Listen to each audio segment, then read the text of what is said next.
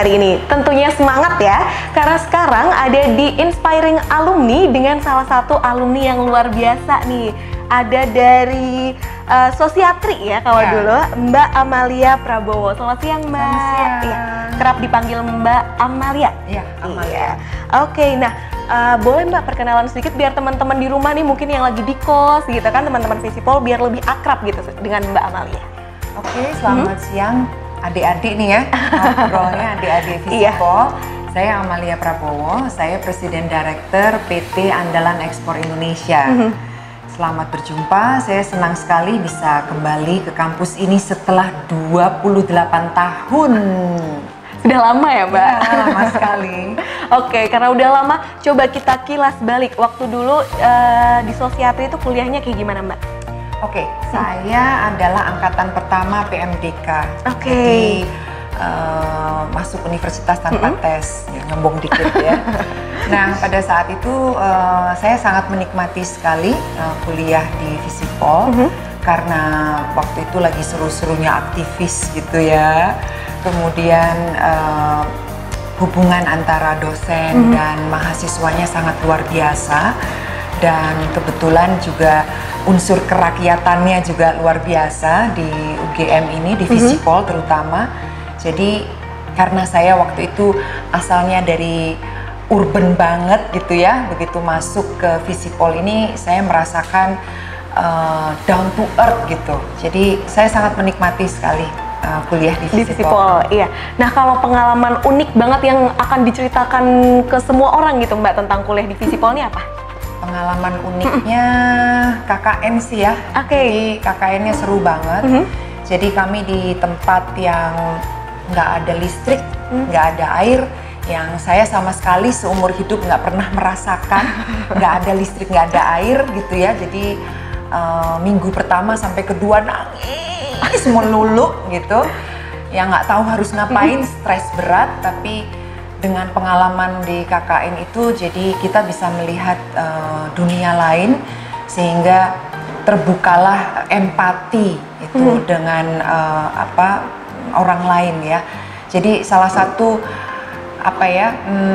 yang saya dapatkan dari Visipol, dari UGM yang sampai saat ini saya bawa dan selalu saya sampaikan kepada semua anak buah saya adalah empati. Jadi awalnya nangis tapi akhirnya seneng ya Mbak, KKN pengen lagi nggak Mbak? Nggak? Kepengen lagi, sampai sekarang sih saya akhirnya terus ke desa-desa karena sekarang kegiatan kami lebih banyak ke UMKM gitu ya. Jadi kembali lagi ke kerakyatan. Iya, sesuai dengan UGM ya Mbak, kerakyatan. Nah, kalau relevansi ilmunya sendiri dulu waktu di Sosiatri dengan pekerjaan sekarang tuh apa Mbak? Sangat dekat sekali sih ya, karena Sosiatri kata kuncinya kan kesejahteraan. Jadi kami sekarang pekerjaan kami adalah membantu UMKM untuk meningkatkan kesejahteraan. Jadi banyak sekali yang saya dapatkan dari kuliah dan masih saya gunakan sampai sekarang. Berguna banget ya Mbak tentunya. Sangat. Jangan skip kelas, nggak boleh. Nah Mbak, kalau awal mulai yang kayak oke, aku akan berkarir di Alibaba itu apa Mbak? Yang mendorong gitu? Sebenarnya saya memang dari mulai lulus dari UGM saya nggak pernah bekerja di perusahaan nasional, selalu di perusahaan multinasional, apa aja ya, dari Perancis, dari Amerika, dari Jepang, dan sekarang dari Cina, kemudian Korea saya juga pernah gitu. Kenapa saya tertarik untuk berkarir? Karena dari awal memang saya diberi talenta oleh Yang Maha Kuasa, jadi saya ingin talenta saya maksimalkan, dan kalau bisa talenta ini bisa saya tularkan ke banyak orang. Jadi dari awal sih memang jiwanya pengen mendidik gitu, cuman nggak ada kesempatan untuk mendidik di universitas, maka saya mendidiknya di lingkungan kerja. Oke. Nah, ini yang terakhir nih Mbak, pesan-pesan, tips-tips buat teman-teman yang sekarang masih berkuliah di Visipol untuk tetap semangat dan nantinya juga bisa menginspirasi seperti Mbak Amalia nih. Oke, saya punya pesan yang sangat selalu saya sampaikan kemanapun saya roadshow di universitas ya, bahwa masa adik-adik sekarang adalah masa yang sangat luar biasa. Kenapa? Karena akses untuk menuju ke pasar global itu luar biasa. Internet, Instagram, semuanya. Sehingga dari awal teman-teman itu sudah harus memposisikan dirinya sebagai talenta global gitu. Jadi jangan menunggu lulus kemudian baru berpikir bahwa kita adalah bagian dari talenta global. Jangan. Dari sekarang teman-teman harus berpikir bahwa Anda adalah bagian dari penduduk bertalenta di dunia ini.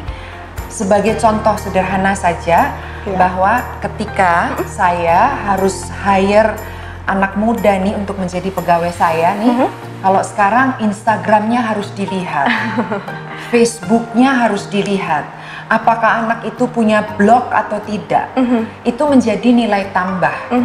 Nah, sehingga teman-teman mulai dari sekarang, terutama yang semesternya masih muda-muda nih, maka udah pasti bahasa Inggrisnya harus excellent gitu. Kemudian ditata, Instagramnya ditata, karena itu adalah portfolio Anda semua. Jadi jangan sampai sembarangan. Saya pernah menolak beberapa calon pegawai hanya karena Instagramnya itu radikalisme. Padahal ini anak interviewnya bagus sekali. Jadi itu ditata. Kemudian berusahalah punya blog. Sehingga konsep-konsep yang Anda miliki tulislah gitu. Jadi Anda semua memiliki infrastruktur yang bisa mendukung Anda menjadi talenta global. Jadi harus dimanfaatkan. Saya ngiri sih. Seandainya saya lahir sekarang, wah luar biasa. Saya pasti lebih mendunia. Gitu ya. Itu aja sih pesan saya. Jadi infrastruktur yang ada harus dimanfaatkan. Anda adalah bagian dari talenta global. Mau nggak mau. Luar biasa banget, berarti emang mulai dari sekarang kita harus bereksplorasi kemampuan diri kita, pokoknya memaksimalkan gitu ya Mbak. Iya, sangat menginspirasi sekali. Terima kasih Mbak Amalia sudah mau berbagi dengan teman-teman yang ada mungkin di rumah, di kos, dimanapun teman-teman berada. Sampai jumpa di episode selanjutnya.